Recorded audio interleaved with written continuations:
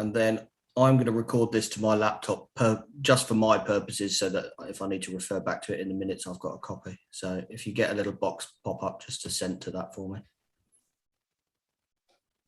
Okay. Right, I'm just going to double check that we are live online, and then we can make a start. Yep, I can see my face. So hand over to you, Chair. Thank you, David. Good morning, everybody, and welcome to the very, very first Executive Advisory Panel, Service Delivery, Performance and Customers. Can I remind members that this is not only a Zoom meeting, but it's also streamed on YouTube and will be recorded. Can I also ask members to remain on mute unless they are speaking, and if they can use the raised hands in the participants, then hopefully we'll pick them up from there. Okay, so can we go to apologies for absence? I've not received any, Chair. Thank you, David. Members' declarations of interest. No, I'm getting lots of shaking of heads. Okay. Have we had any notifications of requests to address the meeting? No. Not. So in that case, moving on to item 4, which Lisa Hyde will be presenting, which is the terms of reference. Thank you, Chair, and welcome everybody, as the Chair said, to the first meeting of the Executive Advisory Panel, and something that we'll be sort of getting used to, I suppose, over these first few meetings, because it's quite a new aspect. But I think the terms of reference, and you will have received them all in the post, for each of the panels, and you will see at the end of the terms and reference, it does reference the other panels, the other 4 panels, because we are one of 5, which I think is really important. So the important role, I think, to sum up this through the terms of reference, is this is a really unique and great opportunity for us as officers to work with you as members around some of these subject matters, to be able to discuss them, debate them, and then you can have an input into when the decision-making process comes and these things go forward to the executive. So we would envisage that at certain points where, for instance, I'll give you an example today when we're talking about some of the customer elements, when it comes to bringing together the customer service strategy to bring to executive, it will be great that we can say, and the Executive Advisory Panel on Service Delivery, Performance and Customers has had an input into this, and these are their views about the strategy and how this has come about. So that really sums up where we are. I suppose the important thing about this one is it's such a cross-cutting title, Service Delivery, Performance and Customers. And when you look at the titles of the other panels, it could quite easily start to go in some of those. So what we have included in the general elements of the terms of reference, which are ones that cover all of the panels, is that ability to be able to say, well, where they go across, it's really important that when they fall within the remit of one EAP, there may be occasions where we have to discuss with the chairs of the respective panels which one's going to act as lead, so that we don't do that crossover. And I think that's an important point in these terms of reference.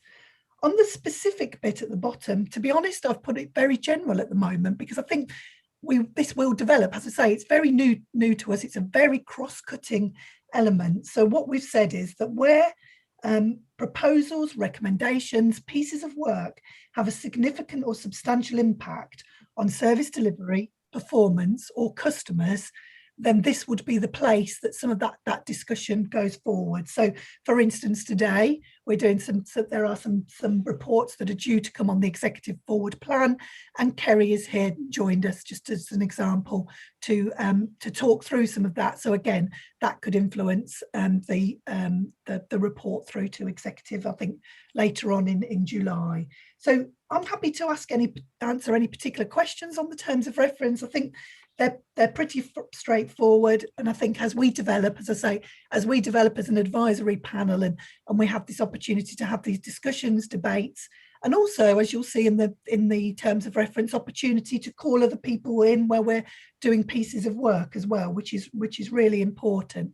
So this is about being in front of the decision-making process. And I always see scrutiny as being something that's also could be in front of the decision-making process, but after to review as well. But this is about contributing to all of that and giving you an important role in that. Thank you. Thank you, Lisa. I have no raised hands. Does anybody want to ask any questions or say anything with regard to the terms of reference? Councillor Harrison.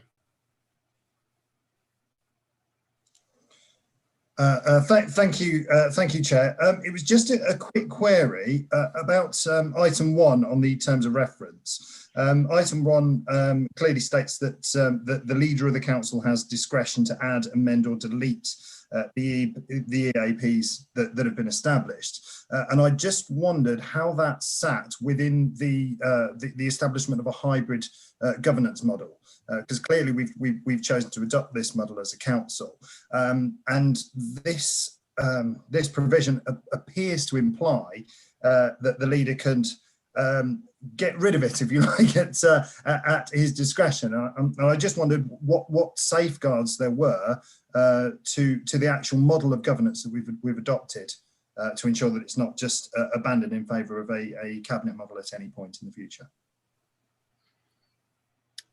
If I may, Chair? Lisa, yeah. Yeah, I mean, it does make reference to the fact that the Constitution, so that would require a Constitution change because that is within the Constitution, which has been approved at Council. So that would require a Constitution change in order to change that, number one. And it is in all of, as we say, all of the terms of reference. So that isn't part, it's a reference here, I suppose, back to the Constitution, but that is what would require to be changed to amend that.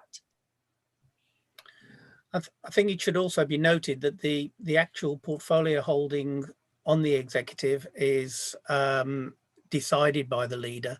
So effectively, not just getting rid of an EAP, it may be a case of adding an EAP because of changing portfolio holdings. Anyone else? No? Okay, so moving on swiftly to the next item, which is item 5, restoration of customer service post-COVID. Jeff. Thank you, Chair, and good morning, members. This is a very short paper about the options for restoring our customer services after COVID, and it's very much of a discussion piece rather than lots of facts and figures and information.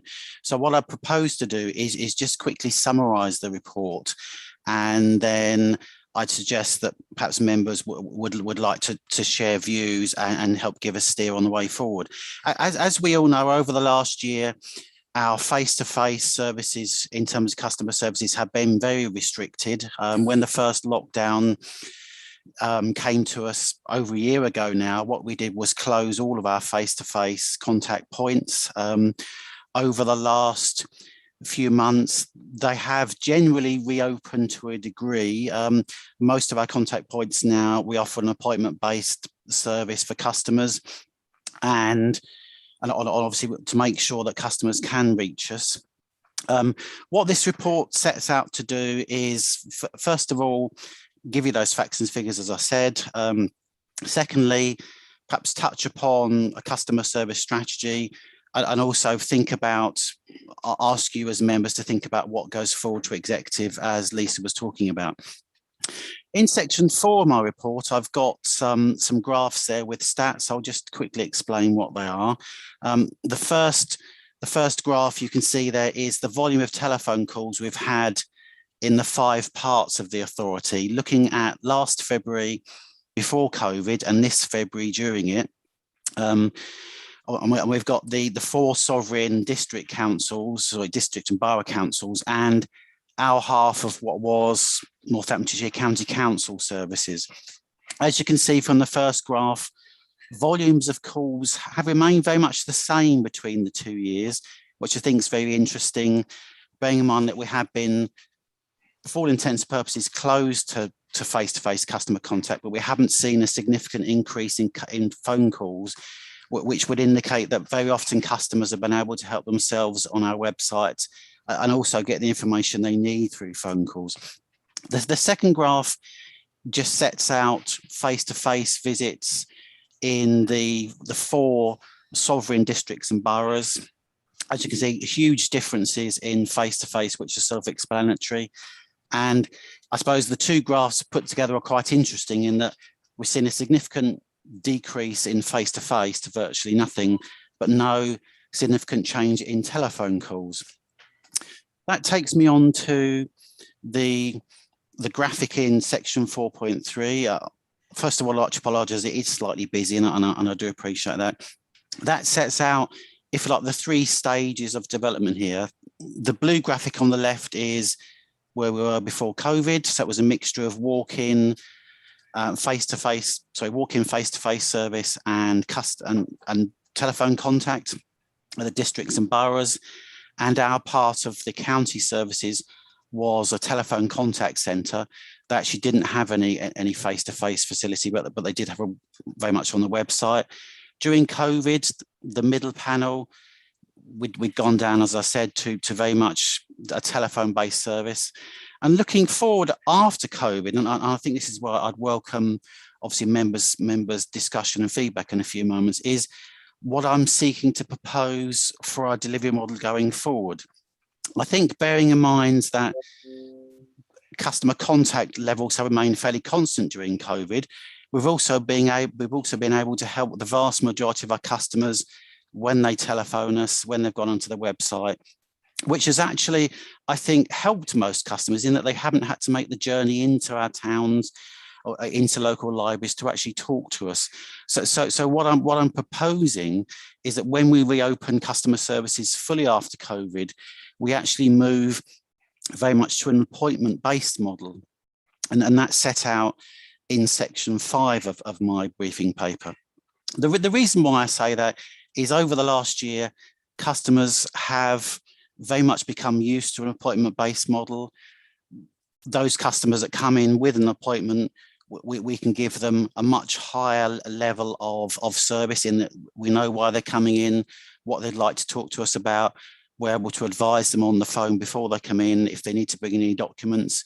That's particularly relevant to issues where we need to see prime documents. So for instance, if a customer's coming in with a benefits issue, if they're coming in regarding what's called proof of life, if they're coming in with actually something that needs us to see documents. I think if we offer an appointment to a customer, we go through it on the phone beforehand, they come in, they've got all the information to hand, we can talk them through it and we can resolve that matter much more quickly. So what we're proposing is that we actually move to an appointment-based service across all of our contact points. And of course, mustn't forget that moving forward, we've got the 4 primary municipal offices, as it were, in our 4 sovereign districts and boroughs. We also provide a service in a number of libraries in North Northamptonshire, and we're seeking to develop that moving forward and actually very, very much focus the service we provide in libraries along the same line so that we can actually provide customers with face-to-face excellent customer service if they're making an appointment. In terms of the effects of these things, EAP implications, which are set out in section 6, and I appreciate there's not much detail there, so I'll just focus on a couple of things. First of all, in terms of the resource and cost, obviously what I'm seeking to do is provide this model within the envelope of our existing service, it's important that we remain efficient and effective, and the service that we offer now is very much a mixture of some staff in the offices and a lot of staff working from home, and I would see that continuing. And I think the last thing I'd like to say before members would like to discuss this is in terms of climate impact, which is section 6.6, this model is very much about working from local offices, working from local sites. So of all the staff in customer services, many are working in the smaller towns across North Northamptonshire. So if we're offering a service in a local library, then it would make sense for me for those staff to provide that service from the local library or work from home rather than having to travel into our main offices and actually raise the carbon footprint. So I appreciate, members, that's a bit of a whistle-stop tour through my briefing paper. So I'd welcome discussion and debate, Chair, at this point. Thank you, Jeff. Councillor Addison. Thank you, Lloyd. There's a few questions, Jeff. The figures for the telephone and face-to-face obviously only got to February. Be interesting to see what's happened since the 1st of April, because as you know, Corby have had some problems with the telephone, with customers being able to get through. And I know that's a piece of work that's still going on. With opening up the offices, because one-stop shops, if you want, most supermarkets now are sort of a free-for-all. So what are the problems around us opening up one-stop shops? Again, with the appointment system, I think some people are quite concerned about that with the experiences they've had with the GPs trying to get appointments. And I think we need to be conscious of that, because there's a lot of faith, if you like, in this system not being there. And the other thing is cash offices. I know Age Concern and other organisations that deal with debt are quite concerned about us moving to a cashless society, because there are some people that are still, in this day and age, disadvantaged by that. And how are we going to deal with that situation? Thank you, Councillor. If I may take those things in turn. First of all, you mentioned the volumes of calls since the 1st of April. As you quite rightly said, we have had a significant increase in calls since the 1st of April. That's particularly been driven by council tax recovery action restarting. So the council has sent a number of council tax reminders out to residents who are unfortunately behind with their council tax, and final notices have gone in the last couple of weeks. That's seen an increase. I think that's consistent with every year that we do have peaks of demand, both when the council tax bills go out at the beginning of March, but also in April when the first reminders go out.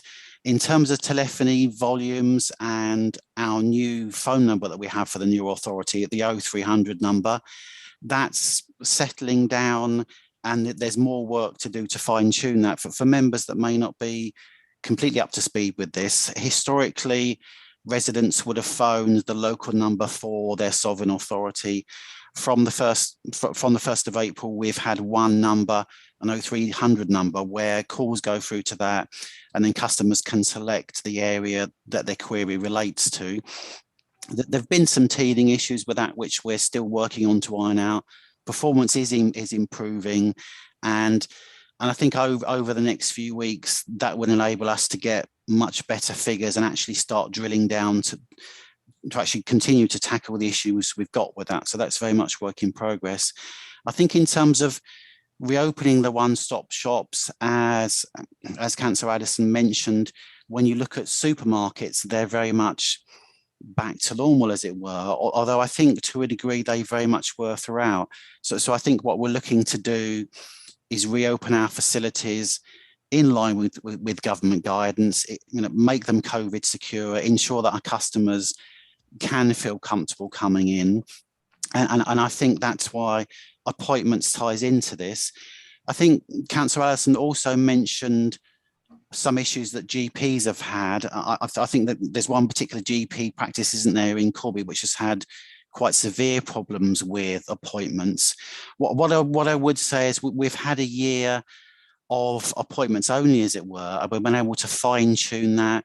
We have got a number of appointments available at our sites for customers to take up. What we've found is that most days our appointment slots haven't all gone. If we do find lots of customers want to talk to us and actually come in and make an appointment, but then by all means, we'll make sure that going forward we do that. And I think also it's about publicity as well. It's about helping customers, I suppose, be more aware of what we're seeking to do, but by having appointments to actually improve the quality of our service and the certainty of being able to come in. I know you can see somebody at a specific time, and that's very much around publicity and how we publicise that to our customers throughout the area. And lastly, Councillor Allison mentioned cash offices and the fact that lots of customers do still live in a cash-only society, and we're very mindful of that. And we do have cash offices in some locations, and at the moment, we are seeking to reopen them in line with all of our other services. Does that cover what you were looking for, Councillor Addison? You're on mute. Yeah. Okay. Sorry. Thank you, Jeff. Yes, I think getting the message out to the public is the main thing here, because sitting on the task and finish group for communication, it's a very hard task. It is indeed, and I think it is key that we get the message out there, but by a number of different means. And I think it's also bearing in mind that we can't just assume that our customers are, for instance, connected to Facebook all the time, or Instagram, or whatever. Customers, we need to communicate in as many ways as we can. I think also with an appointment-based system, what I would say is, if that's the way we move forward, then when we start, if customers come in who haven't made an appointment, what we'll be seeking to do was help them self-service that if they can. If we're not really busy, then by all means, we'd like to better help them there and then. If from failing that, agree with them for them to come back at a mutually acceptable time for us to give them that appointment. So I think it's important to say that going to an appointment-based system isn't just a case of shutting the door and saying only come in if you've booked in advance. It's actually moving forward in the right way to make sure that we can still deliver great service to customers. Thank you. Councillor Harrison.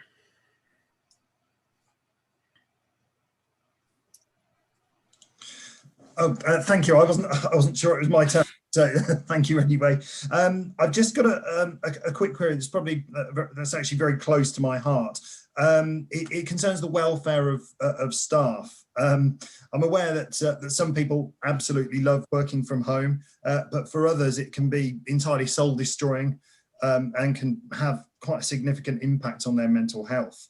I just wanted to probably gain some assurance and if not, make a suggestion that that the council adopt some sort of model of support for staff who are working from home, making it a largely choice-based system if they can, or at least a rota-based system to accommodate staff who don't particularly want to work from home.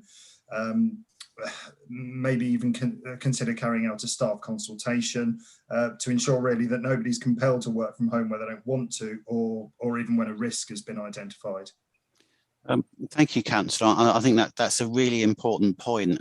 And over the last year, we do have some staff that haven't been into the office at all. So actually then coming back in itself, it is going to be quite a challenge. I think in customer services, for the vast majority of staff, we have had a rota system where they've been working in the office part of the time, actually seeing customers face to face a lot of the time. And I think that's really helped. I think the other thing, there's a key role played by managers at all levels.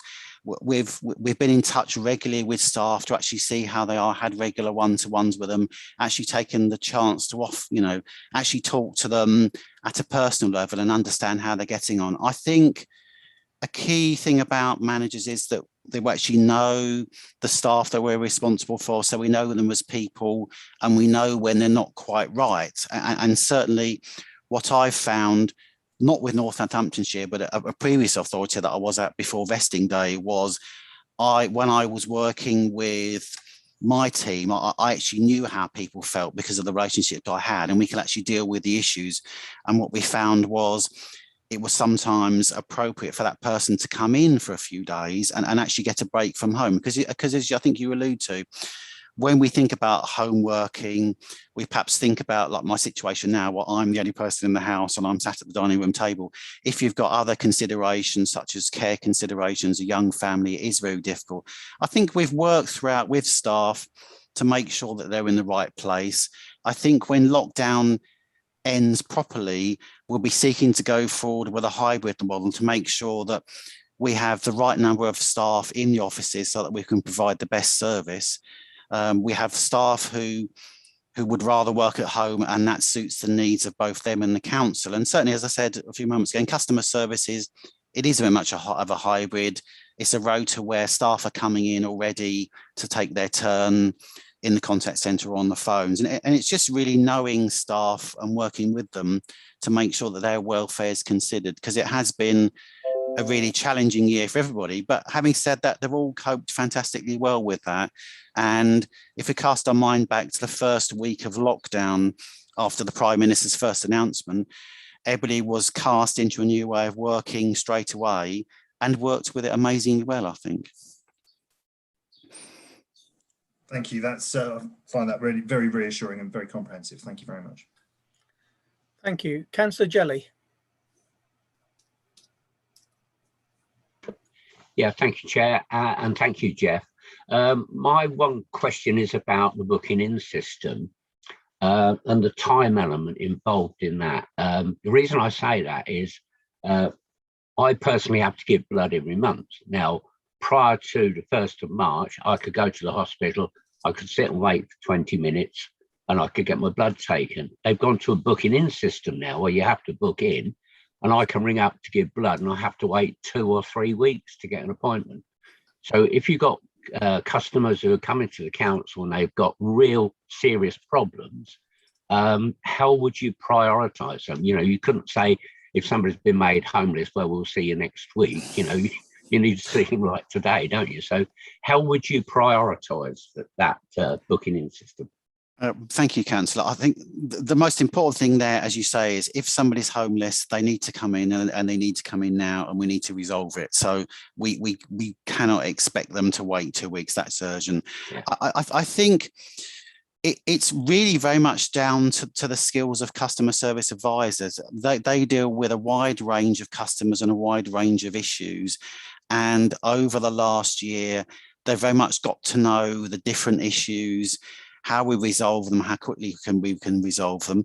So the vast majority of them are resolved over the phone, which means the customer doesn't need to come in. And I think in terms of appointments, what we're looking at is appointments within the next few days, not within the next few weeks. So the model I'm advocating is if a customer rings right now, then I have an expectation that our team will see them this week, not in 2 to 3 weeks' time.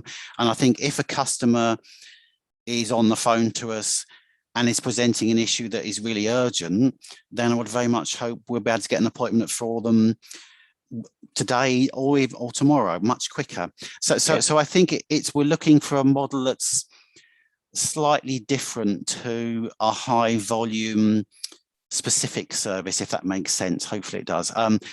The demands of our customers are all completely different. I think, you know, when we talk to 10 customers on the phone, probably half of them will have council tax or benefits issues, but the other half will have a huge range of needs, and it's about understanding those needs and giving them the right outcome at the right speed. So it's not about saying we undertake as a standard to see you within 2 to 3 weeks.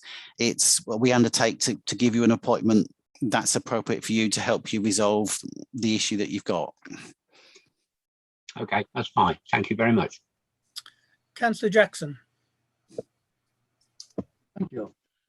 One of the problems, obviously, you need a first point of call for some people. They want to know where to access this information. You also mentioned, obviously, the libraries are one of these calls. Well, of course, Higham Ferrers and 1 or 2 other areas have lost their library. What plans are in place to try and replicate the uses that the libraries used to play? Thank you. Thank you, Councillor Jackson. That's a very good point.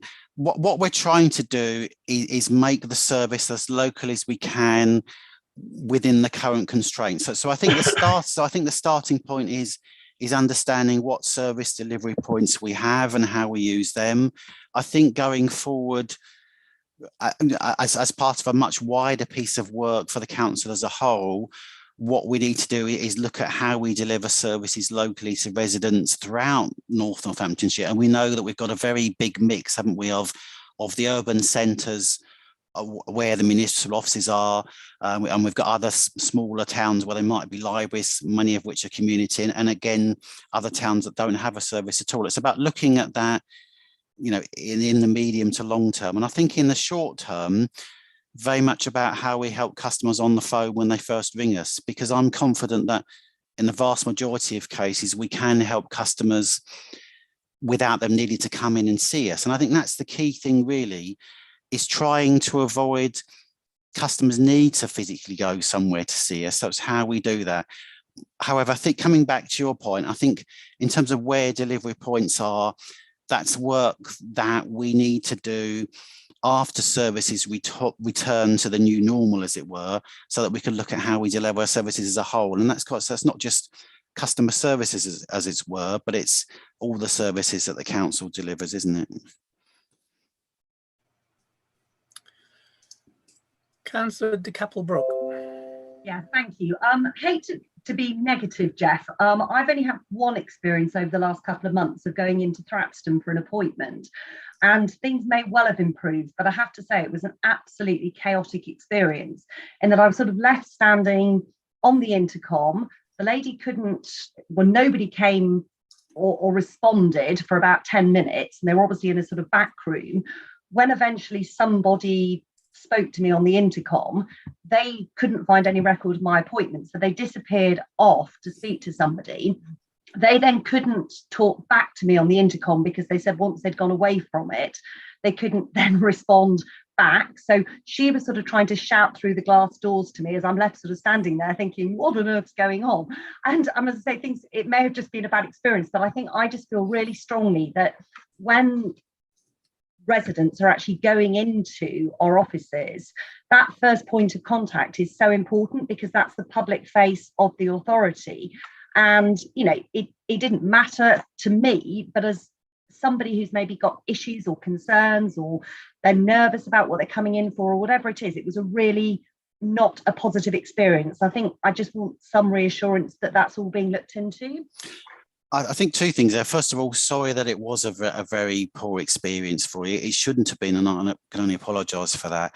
I think the key thing is, when we move forward, the first thing is that the front door itself is open, and that customers who have an appointment just come through and they're greeted by a member of staff who expects they're coming and can actually guide them to sit down and talk to somebody. So it's very much about making buildings more open and accessible, rather than having to come to a locked door, speak to someone on a buzzer, and then you can hear people rummaging around. So I think it's about moving forward the same in terms of the appointment principle, but differently in terms of how the buildings are. And I think, and that's very important, that we don't just have a locked front door. We have a door that's open, and there's somebody beyond that can help you. Yeah, thank you, Jeff, because I think once I was actually then let into the building, they sort of didn't really have a clue where to put me, because I was waiting for a meeting. And literally, I think there was a blue chair sort of plonked in the middle of the reception. And they were sort of ushering me to this chair, sort of surrounded by nothing, and it was just the most. No, I'm really sorry about that. That's not what it's. It doesn't matter, Jeff. It's just having. No, I think you'll be being very kind to me. I think you've experienced it from a customer point of view. That there's things we should have done better, and when we do reopen, we are looking to have that welcoming experience, and part of that is having a door you can walk through. What am I talking about? Walk through, and then actually be received by somebody who knows what they're doing and where to put you. Sorry, not where to put you, but where to actually pass you on to, as it were.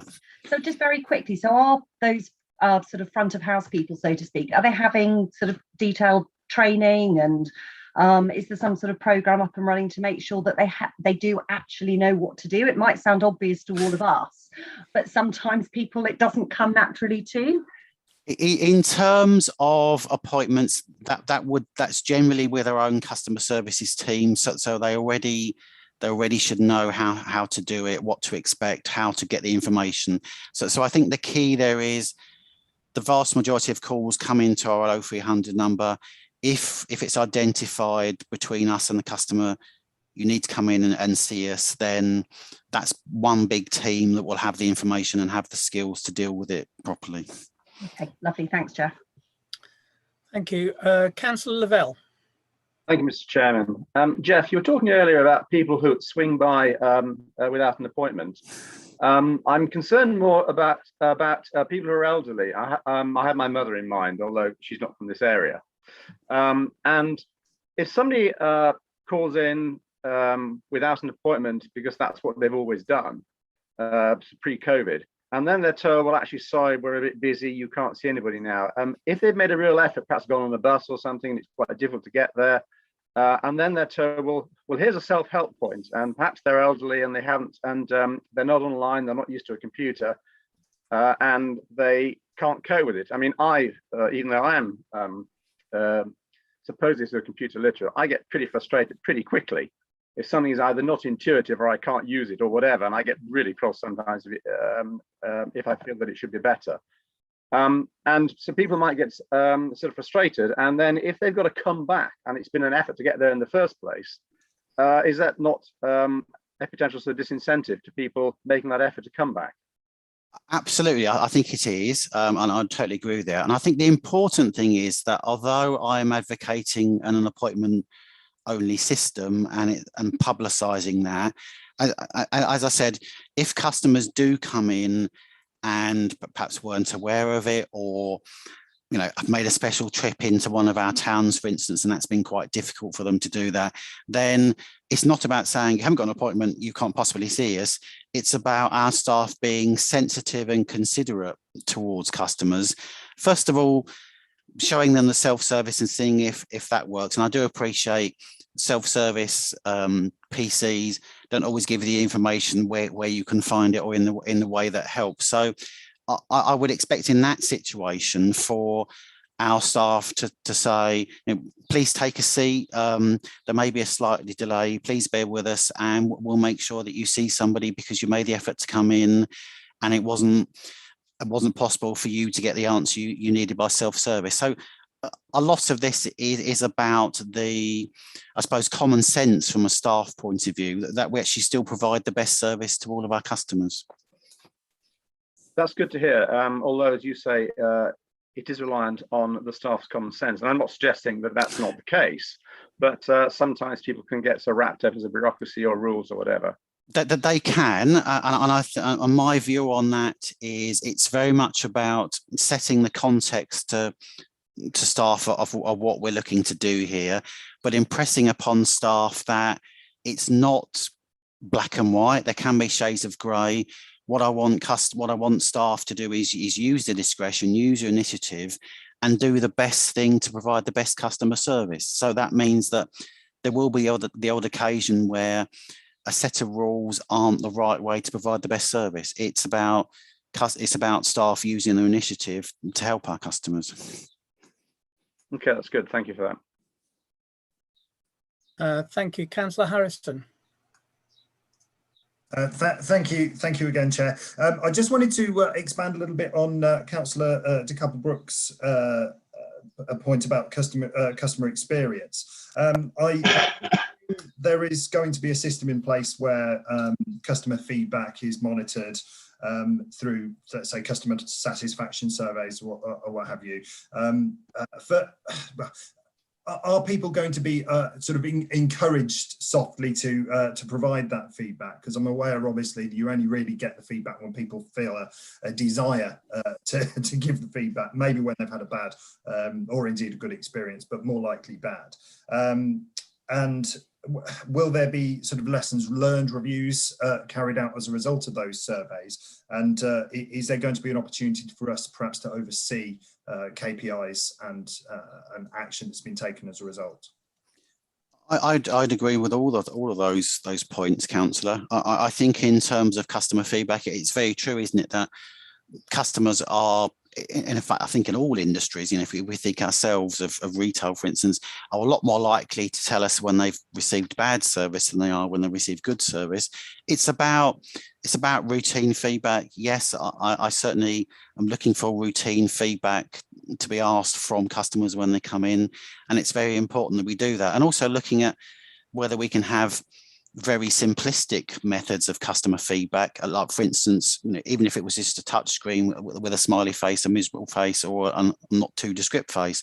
It is, customer services needs feedback all of the time from customers to know how we can improve service, and that ties into KPIs. And that's something that we should be very, very open with you as members, so we can work with you to develop the service as we go forward. So all great ideas which we need to build on. Thank you. I'm glad you agree. Perfect. Thank you, Jeff. There's no more hands up, so shall we move on to the next item, which is item 6, leisure services, COVID impact, and that's Kerry Pennell. Yes, thanks, Chair. Can everybody hear me okay? I've prepared some slides, but I just wanted to say at this point that the slides are fairly high level. We are doing a piece of work across leisure services to determine the impact that COVID has had on the sector. And there's obviously quite a lot of financial information being pulled together, and I'm not in a position at this time to have shared it, unfortunately, because we're still trying to make sure we've got the latest position, and it's quite changeable, as you would imagine, with the changes to knowing when COVID restrictions are going to be lifted, etc. So we are aiming at the moment to take something to the Council Executive on the 5th of August, but it is a little bit dependent on us knowing what is likely to happen nationally, given that things obviously didn't open on the 21st of June, and we don't know quite what the decision for the 19th of July will be yet. And that information affects how we project the financial impact moving forward. But rather than not sort of share anything at all, I thought I'd just explain what it is we're concerned about and what we're trying to achieve, and then just take any feedback or questions or things that you think we ought to be considering as we pull that report together. So I think David's going to share the slides.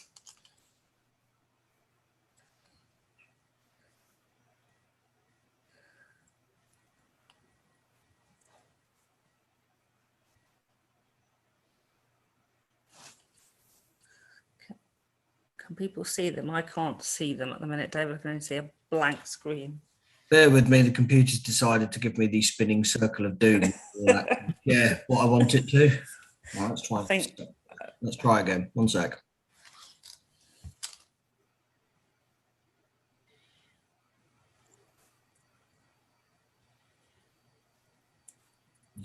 Can you see that now? Yes. Yeah. Yeah. Have you got that full screen, everybody? Yes. Have now, yeah. If you just want to flick through.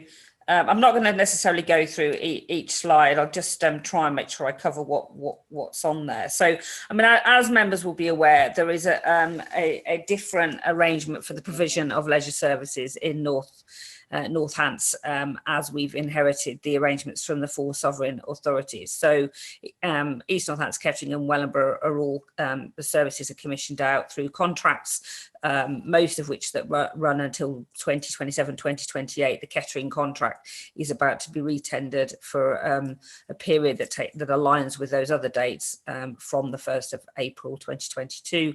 And as people will know, that the Corby provision is in-house. So determining the impact of COVID is not completely straightforward, because we're pulling in information from a variety of places, including information generally looked at nationally about the impact on the sector as a whole, and projected recovery timeframes that industry experts and consultants are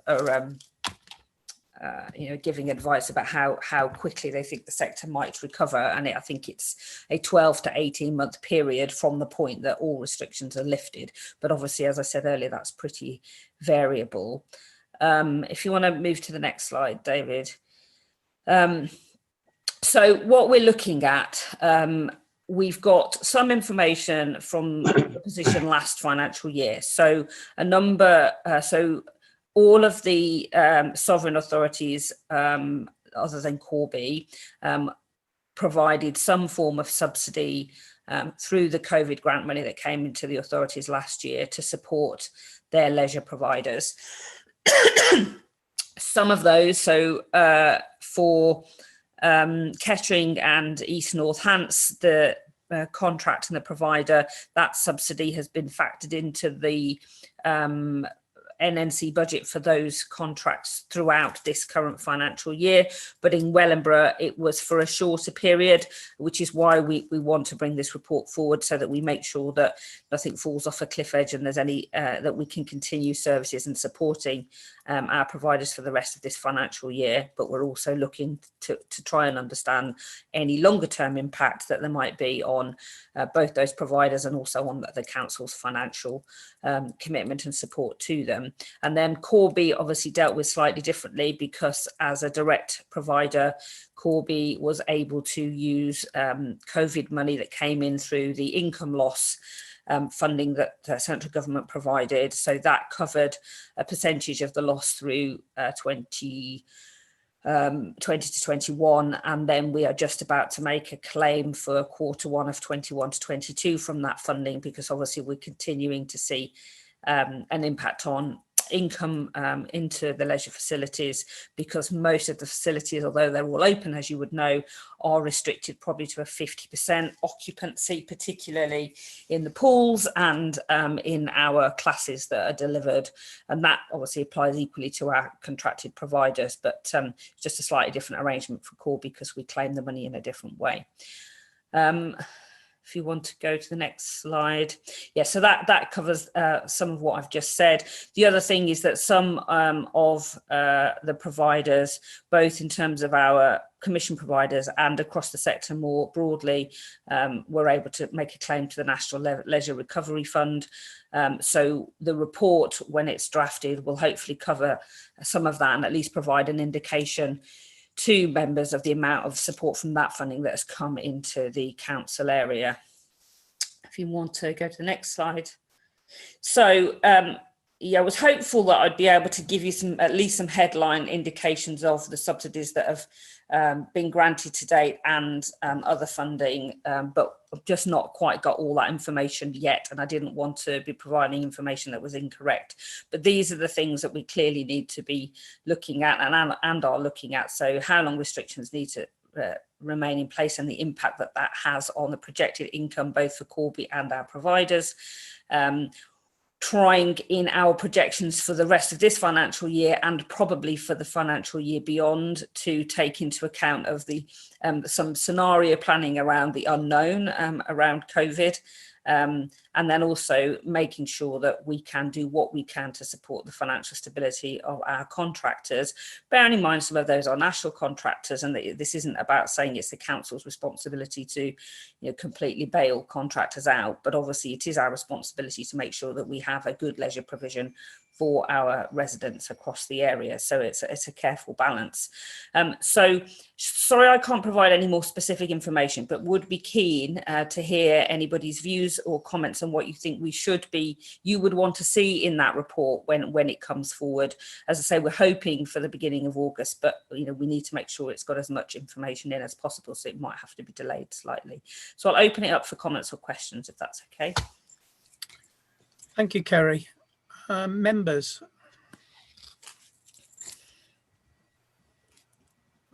Councillor Addison.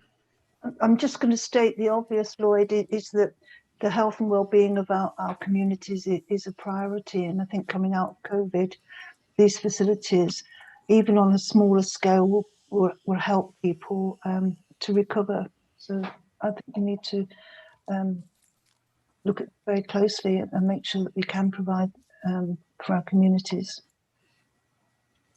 Thank you. Councillor Jelly.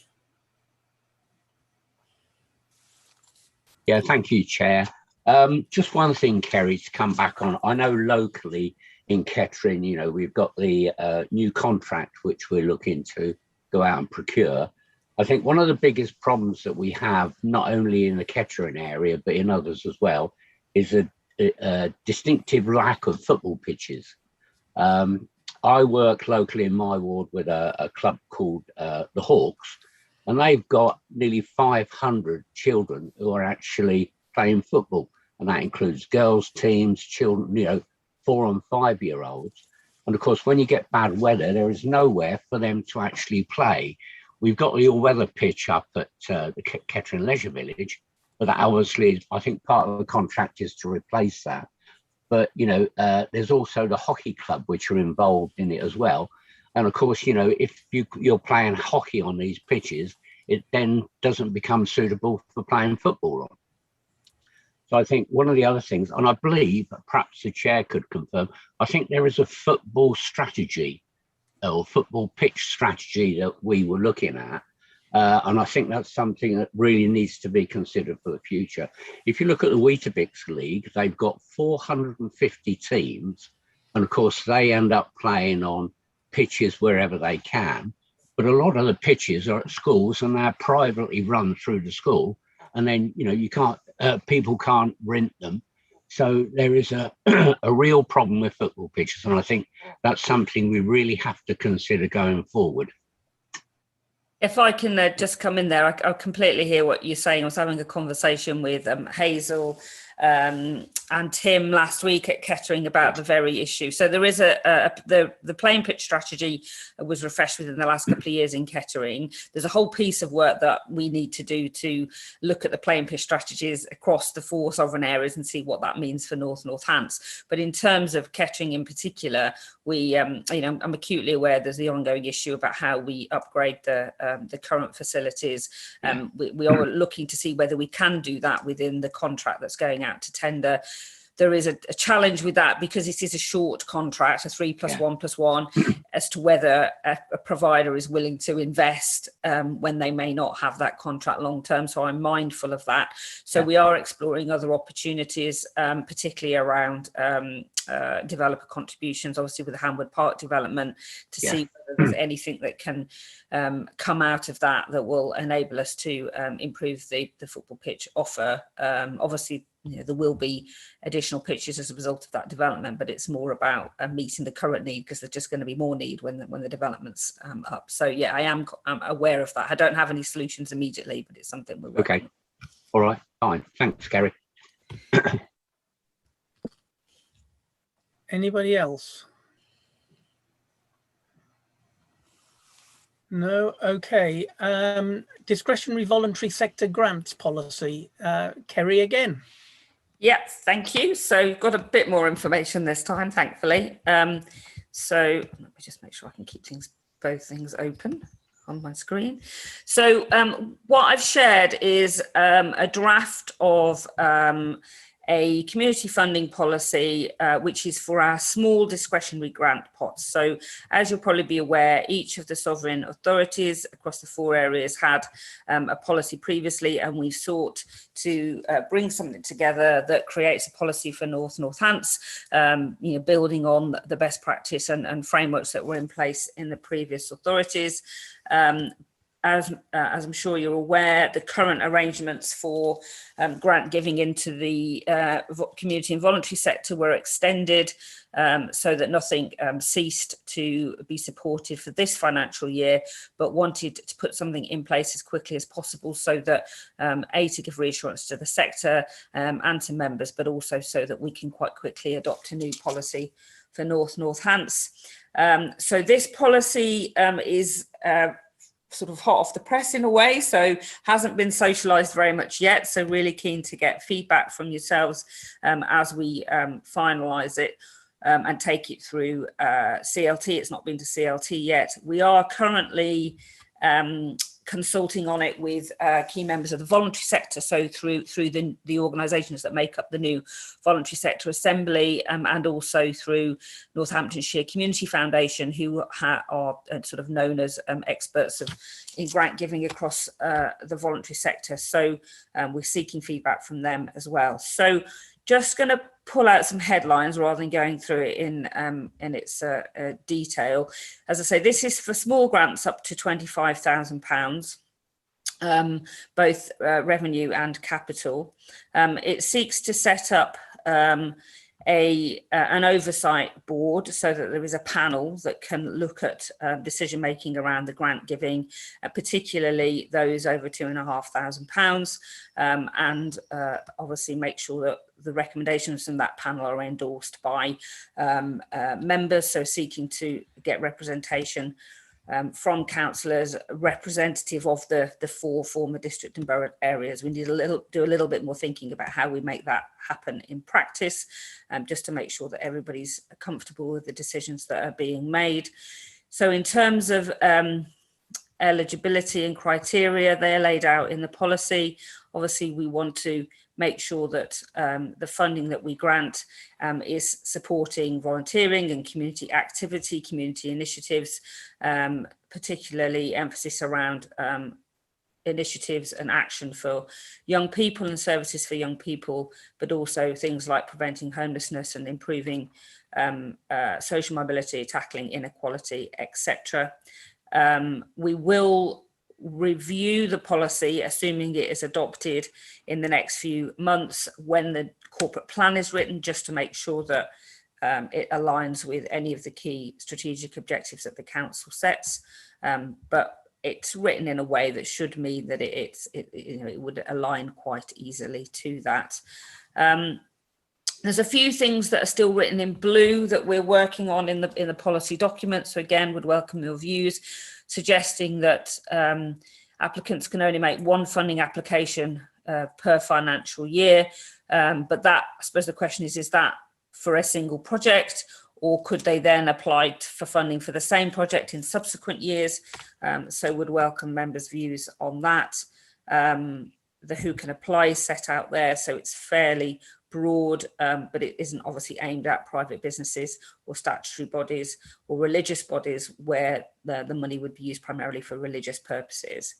And then there's a whole list of what we would seek to fund. Obviously, dependent on particular things, we might be a bit more specific than that in certain circumstances, but in the policy it talks about the general things that are funded and the general things that aren't to be funded. And we're looking to have, I'm just under section 4.9 around the assessment and the decision making there, obviously so that we can be clear about the expectations that are on the applicants and how quickly they will get a decision. We will be looking to have the small grants of up to £2,500 as a rolling programme throughout the year, but then for the capital grant scheme, that would be opened within a set time frame, perhaps 3 times a year or 4 times a year.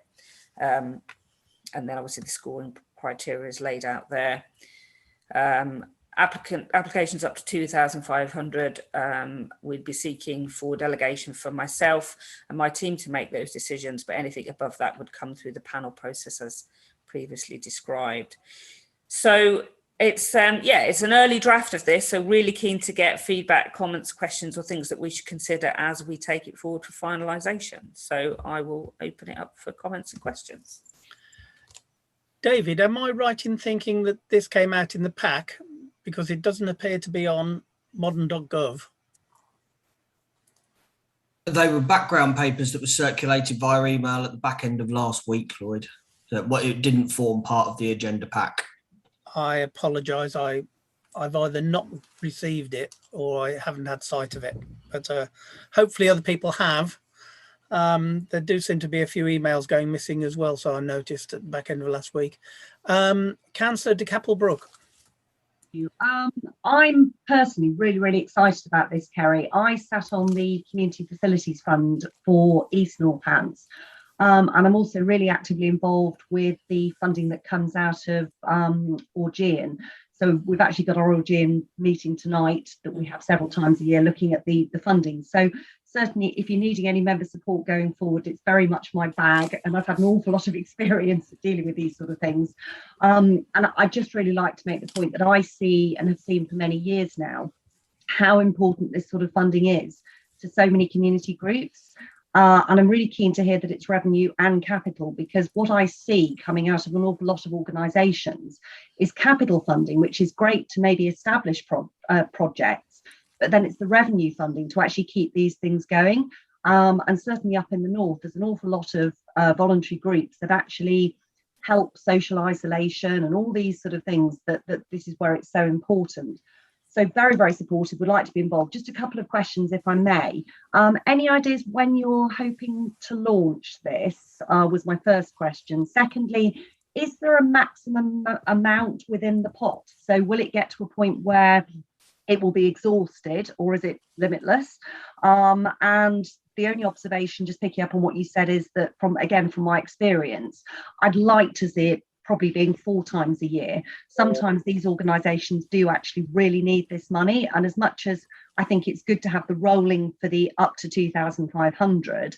I think it does need to be 4 times a year. Thank you. If I could just respond. My plan is to launch it as soon as it's been approved through executive. So was hoping to sort of take it for the 5th of August executive, but quite rightly so, through various conversations I've had with the voluntary sector representatives, people are really keen to comment on it. So it is out for consultation. So it sort of depends on how quickly we get that feedback in.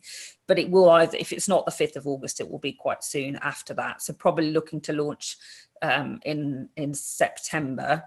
In terms of the overall funding amount, we've obviously been looking at the budget that's been transferred. So we've got the same pot that came across from the 4 sovereign authorities for this lower level discretionary funding. And then we would, assuming that would continue unless we sought for an uplift in any way. I haven't got the figure in front of me, but happy to come back to you with that figure as to what it would look like for this financial year and beyond. Bearing in mind that some of the grant giving for this year has already rolled forward, although my understanding, and I'll stand corrected, but a lot of the grant giving that we've rolled forward is the stuff that falls outside of this, because we also have a more strategic grant giving pot for the bigger amounts of money, and they were the ones that were definitely extended.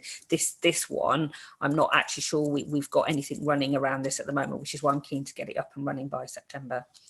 Brilliant. Now, that sounds fantastic. And I think my final comment would be, again, from experience, that it's then how we actually communicate this to the voluntary sector. So it's making sure that it is accessible and not enough people have the knowledge of how the process is going to work, and managing people's expectations in terms of timescales.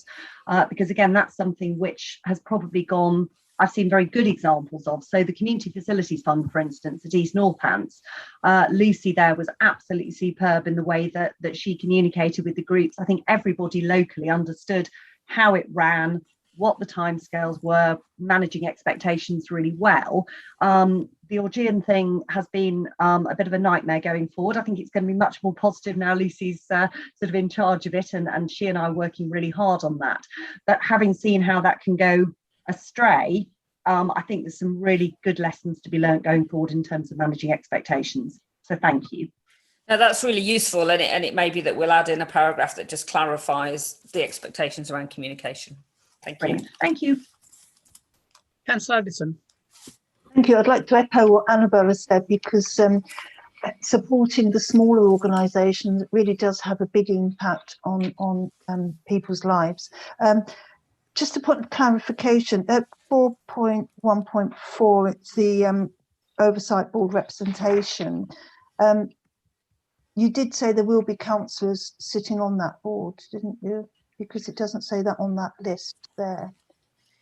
So the officers that have pulled this together, that obviously work within my team, their initial recommendation is that we have a panel that doesn't involve members, but then we have a member group that is representative across the various geographic areas and different political representation that would have the sort of final say. And I think it's just about managing because with small grant pots, in my experience, as Annabelle has just said, we need to keep them accessible and try to keep bureaucracy to a minimum so that decision making is quick.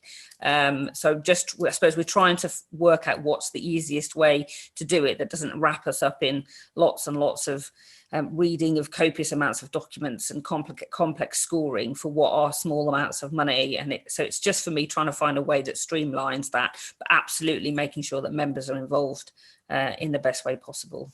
And sorry, Kerry, will we get sort of information come forward about, even if we're not part of that board, on who are applying and so we've got some oversight that way, even if we're not attending meetings?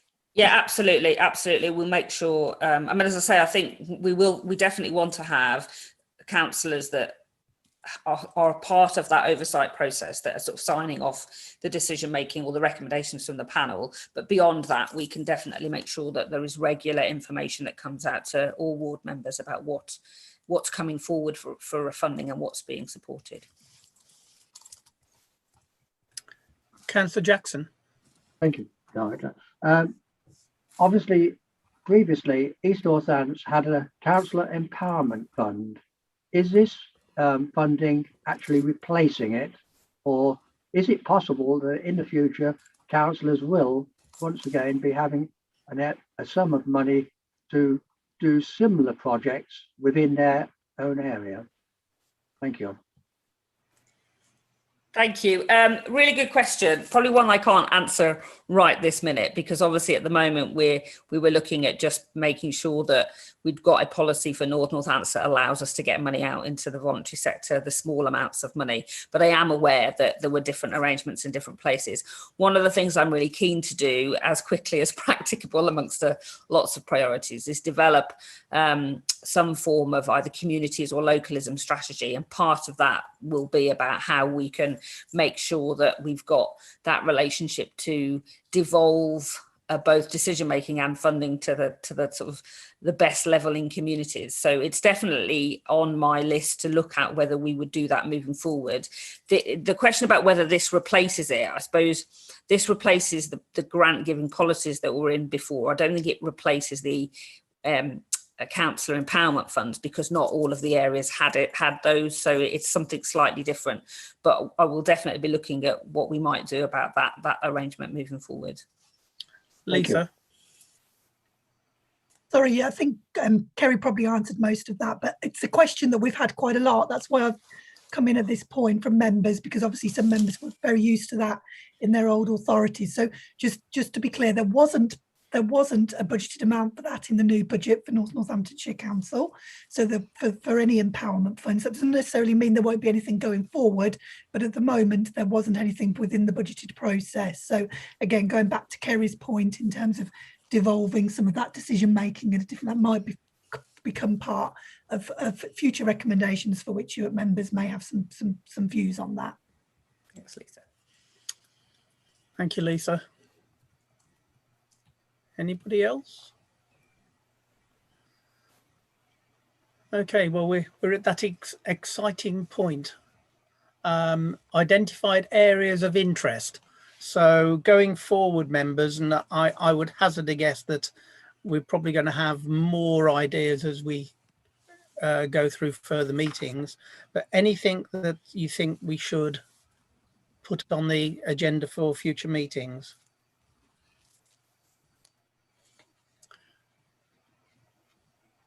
Councillor Harrison.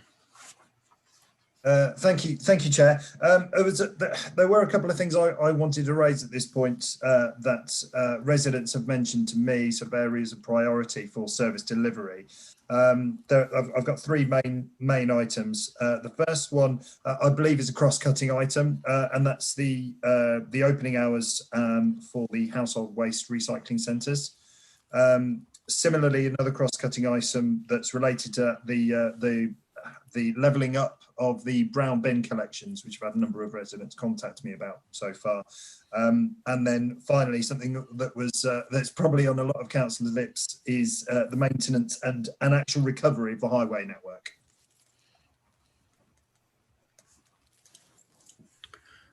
Sorry, Councillor Harrison, what was the last one? Sorry, the maintenance and the recovery of the highway network. So perhaps a little bit more than surface dressing.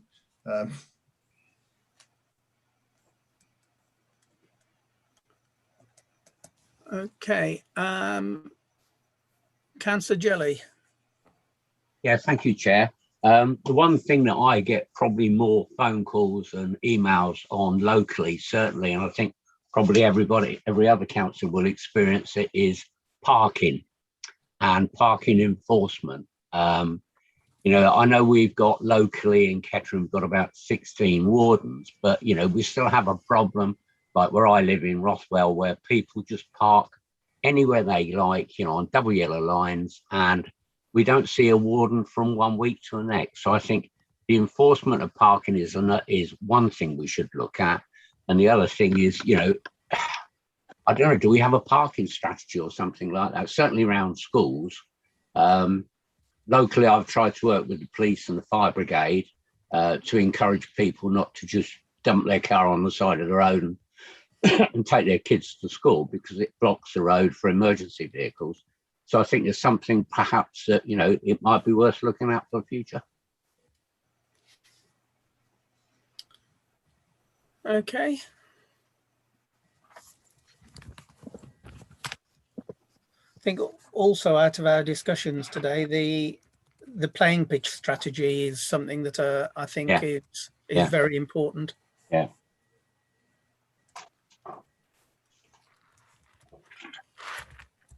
Councillor Jackson, Chair. Yeah, Councillor Jackson. Thank you.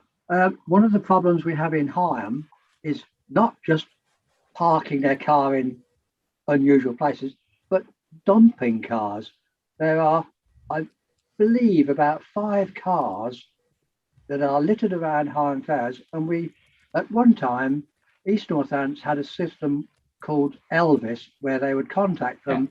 They would obviously try and find who the owner was initially, but when that failed, after a certain period of time, they were able to remove that vehicle. We're having a problem in 1 or 2 areas where there are cars. What they've done to overcome this problem, the person who owns the vehicle has either altered the number plates so that when you go onto DVL, it doesn't show the particular owner, but likewise, they remove all the registration plates and any identification. I'm not quite certain what the policy is for, but it just seems ridiculous that some of these cars have been sitting there for 12 to 14 months. But we don't seem to be able to get a system. If you mention it to the police, their hands are tied because they don't know who owns it. And if they remove it, as they say, all of a sudden, the true owner pops up and claims that it was worth an awful lot of money to them. Is there a scheme that we can clarify what we can do once a vehicle has been left on a off the verge or whatever, that we can actually put a form on it that states that the police use a police aware form, but councils don't seem to have this same system. So they just sit there for months on end. And of course, we get an awful lot of complaints from irate ratepayers. They're even talking, one particular gentleman is talking about, I should have a reduction in my rates because why should I look out of my lounge window and see somebody's rusty old relic sitting across the other side of the road from me? Thank you. Any other items?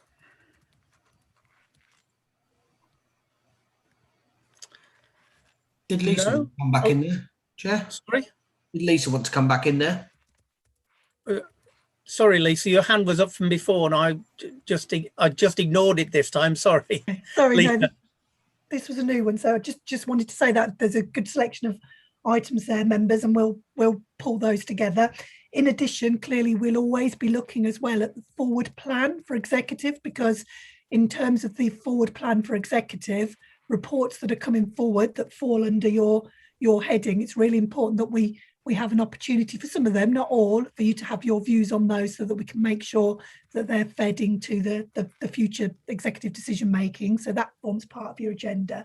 But also I'd really welcome views, members, on whether today was what you expected, whether the level of detail is enough, whether there's more, and just to get a little bit of a feel of how today has worked for you or not, just to help us plan going forward. Because as I'm sure, you know, this is a bit of a new style and a new way for all of us. So would welcome your views on that. Thank you. Councillor Harrison was very quick to come in there, so carry on. Thank you. It's just to respond to Lisa's point, Chair. It was really, I think I would certainly benefit. I'm very process driven in the way I carry out my thinking. It would be really nice to see some sort of formal process flow whereby our discussions can actually feed into policy and the executive decision making, just to see whereabouts we sit in the process and really just how influential we could be.